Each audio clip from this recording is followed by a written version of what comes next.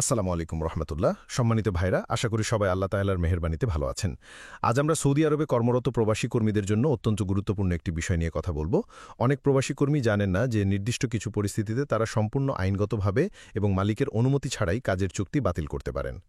চলুন জেনে নেওয়া যাক সৌদি শ্রম আইনের আর্টিকেল ৮১ অনুযায়ী একজন কর্মী প্রধানত কখন তার কাজের চুক্তি বাতিল করার অধিকার রাখেন।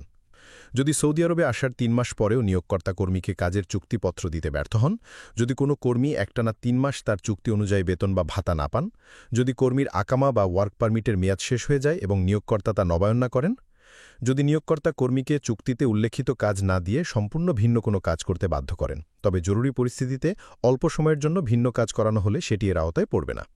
যদি নিয়োগকর্তা তার পরিবারের সদস্য বা ম্যানেজার কর্মীর সাথে কোনো প্রকার সহিংস বা অনৈতিক আচরণ করেন, যদি কর্মক্ষেত্র কর্মীর স্বাস্থ্যের জন্য মারাত্মক ঝুঁকিপূর্ণ হয় এবং নিয়োগকর্তা এই ঝুঁকি নিরসনে কোনো ব্যবস্থা না নেন, যদি নিয়োগকর্তা কর্মীর সম্মতি ছাড়াই তাকে এমন কোনো নতুন কর্মস্থলে স্থানান্তর করেন যেখানে তার জীবনযাত্রার ব্যয় উল্লেখযোগ্যভাবে বেড়ে যায়, যদি নিয়োগকর্তা শ্রম আইন বা চুক্তির কোনো শর্ত ইচ্ছাকৃতভাবে লঙ্ঘন করেন এবং বারবার বলার পরেও তা সংশোধন না করেন, সবশেষে যদি ভ্রমণ, কারাবাস, মৃত্যু বা অন্য কোনো কারণে নিয়োগকর্তা দীর্ঘদিন অনুপস্থিত থাকেন যার ফলে কর্মীর কাজ বা অধিকার ক্ষতিগ্রস্ত হচ্ছে। যদি উপরের যে কোনো একটি কারণে আপনি চুক্তি বাতিল করতে চান তাহলে আপনাকে কিছু ধাপ অনুসরণ করতে হবে। ১. Digital platform.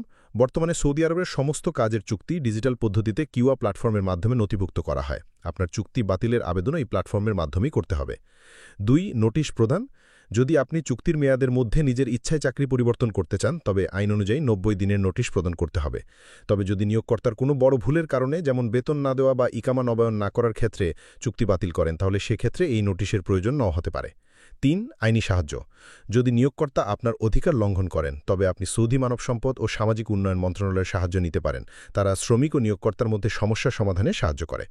সৌদি সরকার প্রবাসী কর্মীদের অধিকার রক্ষায় এখন অনেক বেশি সচেষ্ট, তাই নিজের আইনগত অধিকার সম্পর্কে জানুন, সচেতন থাকুন এবং যে কোনো অন্যায়ের সম্মুখীন হলে নির্ভয়ে আইনি পদক্ষেপ নিন। আপনার সচেতনতাই প্রবাসে আপনার সবচেয়ে বড় শক্তি। প্রিয় ভাইরা, আর কোনো কিছু জানার থাকলে আমাদেরকে কমেন্ট করবেন, ইনশাআল্লাহ উত্তর দেওয়ার চেষ্টা করব।